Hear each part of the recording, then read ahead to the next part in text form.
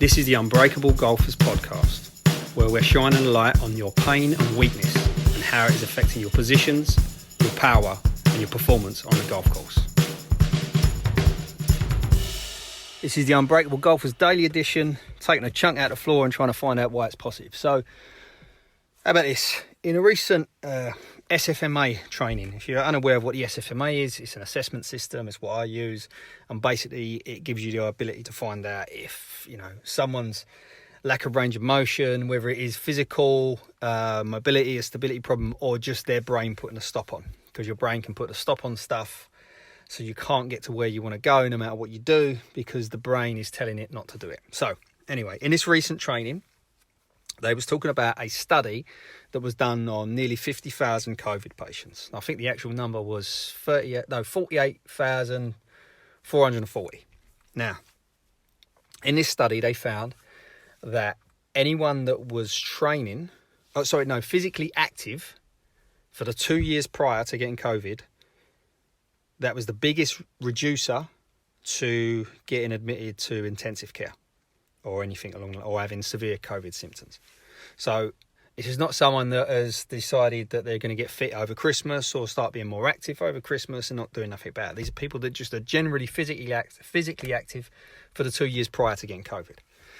The other thing they found is that other than age and organ transplant, so basically having someone else's heart and lungs in your body before you get COVID, that being physically inactive was the next highest risk factor for being admitted to intensive care or having very severe COVID symptoms. So basically just being physically active. Now, I ain't talking about athletes. I ain't talking about people that are squatting heavy in the gym. These are people that are just physically active as a way of life.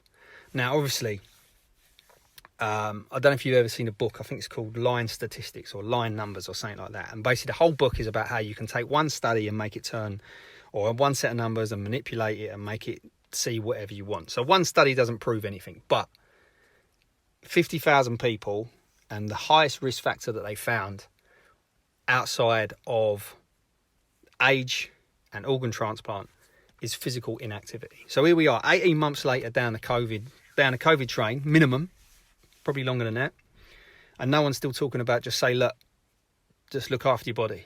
Nobody's saying, look, your body is your number one asset and you need to look after it, whether it's going right off the scale and eating like an athlete, or just being more physically active, looking after your body the way it'll help you in now and later life, giving you more power and more function. So out of all this, when you come to think about it, generally, what do you want from your body? I mean, for me, it's about being more switched on, being happy, being more powerful, getting better results, hitting the ball further. All of these things are based around what I want to get out of my body. Now, at the same time, with a trade-off that I can, if I'm out with the kids and everyone's starving, hungry, that I can go and have a McDonald's, because I'm not eating awful food, rough food every day. It's just a one-off.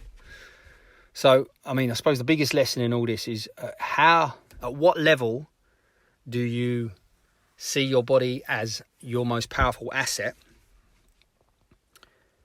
And what are you willing to do to become more powerful, hit the ball further, bring your shots down? What are you actually willing to do?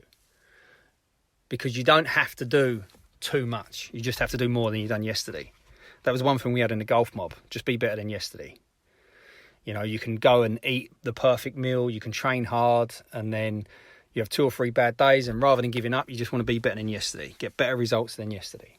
So again, 2 questions. 1, how do you physically look at your body? Do you look at it as though it's your number one asset, or is it just something that gets in the way that stops you doing what you want to do? Number 2, what could you do in the next 18 months to 2 years that would give you the results you want, and that your body becomes your number one asset? Good luck. For more information on golf performance, by increasing your power, by getting in better positions, by working on your body and mind, go to unbreakablegolfers.com and sign up to the free asset.